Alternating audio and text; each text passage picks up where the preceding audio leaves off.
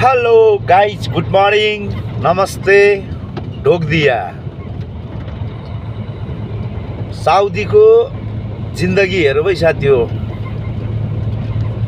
हाम्रो नेपालबाट कसैले कल गऱ्यो भने अनि कहाँ हुनुहुन्छ भन्नुहुन्छ अनि हामी साउदीमा छौँ त भनेर भनिदिन्छ। यहाँबाट के काम गर्नुहुन्छ भन्नुहुन्छ अनि हामी ड्राइभर हो भने यहाँबाट अहो नि त साउदीमा त ड्राइभरले त पैसा त धेरै कमाउँछ, 2 लाख 3 लाख कमाउँछ नि त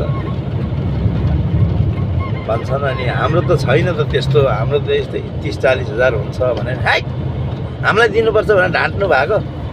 कहाँ हुन्छ त्यस्तो, 2-3 लाख कमाउँछन् अरे भन्नुहुन्छ। तर यहाँ हेर्नु यो ड्राइभरको जिन्दगी। अब आज पनि अगाडि बाटो ब्लक छ अरे, अब त्यहाँ रमलघारी यहाँ गएर बस्नुपर्छ दिनभरि। यसो 5 वटा मुखमा लाने व्यवस्था पनि हुँदैन। के गर्ने त नि, महतामा त गाडी रोक्ने चान्सेसै छैन, अब पार्किङै पाइँदैन बाटो ब्लक हुँदा चाहिँ। अनि जताततै यस्तो छ ए नजाराहरू हेर्नुहोस्, यता हेऱ्यो बालुवा, उता हेऱ्यो बालुवा। नेपालीमा बालुवा, साउदीमा रमल गाडीमा भन्ने गीत छ नि। अनि पैसा त होइन, यहाँ भनाइ बेलामा खानु पनि पाइँदैन, कहिलेकाहीँ गोजोमा रोकडा पनि हुँदैन। यसलाई 2250 को दर छैन। यो सोल्ठीलाई सिधै ओभरटेक हानेर आयो अगाडि। अलिकति 100-200 मिटर ग्याप राखिदिनुपर्छ, सुई ओभरटेक आएर घुसिहाल्छ। धेरै जस्तो एक्सिडेन्ट हुने कारण पनि यस्तैले गर्दाखेरि हो होइन।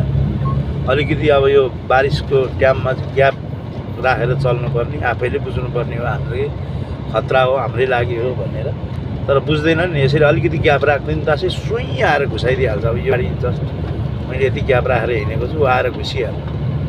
म पनि फुल स्पिडमा हुन्थ्यो भने त ठोक्किने चान्सेस धेरै हुन्छ। यो चिसोमा त गाडी रोकिँदैन, स्लिप जान्छ होइन। त्यही भएर अलिकति आफैले पनि खतराबाट मुक्ति हुनुको लागि सावधान अपनाउनु पर्छ जस्तो लाग्छ मलाई चाहिँ है साथी हो।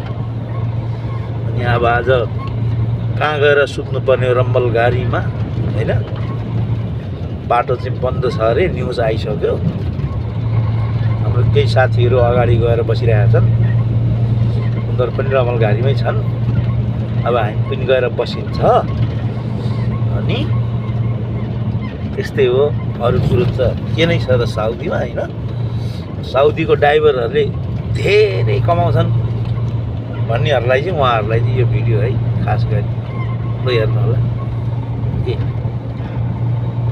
यस्ता ठाउँ छन्। अनि अब यो अलिकति बारिस भएर यो हुसे झर्नु तासै दिनभरि पनि बाटो रोकिदिन्छ। अनि के को कमाउनु, 100 रुपियाँको टिप लिएर आएको हुन्छ, 2 दिन 3 दिन लाग्दिन्छ। अनि त्यो खानु पऱ्यो, 100 रुपियाँ खाँदै जान्छ। अनि उता मामाले चट्ट पारेर चाहिँ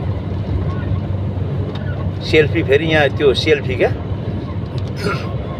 सेल्फी भन्नाले चाहिँ फोटो महँगो पर्छ यहाँ। तपाईँ एकचोटि ब्ल्याक खिच्याएको 150 देखि लिएर अब 3000सम्म तिर्नुपर्छ। अनि हिजो मैले खिचेको एउटा 150 को अब खासै फोटो चाहिँ कस्तो आउँछ मलाई पनि खिचिदिएको छ हिजो 150 को। म्यासेज त आइसक्यो हिजै अवसरमा, अब फोटो आज हाल्छ होला। फोटो हेर्नुपर्छ कस्तो खिच्यो 150 रियालको फोटो ठक्क लाएर होइन। फोटो महँगो छ यहाँ, मामाहरूले फोटो खिच्नुहुन्छ। अनि 150 देखि लिएर 300, 500, 1000, 2250, 750, 3000, 5000सम्मको फोटो खिच्नुहुन्छ यहाँ रियालको। फोटो चाहिँ साउदीमा साह्रै महँगो छ है। ड्राइभरहरूको फोटो खिचाउनु चाहिँ गाह्रो छ। के गर्नु, फोटोबाट चाहिँ बच्चौँ साथी हो है त। कहाँदेखि कोले हेर्नुहुन्छ मेरो भिडियो कमेन्टमा भन्नु होला र फलो पनि गर्नु होला है साथी हो।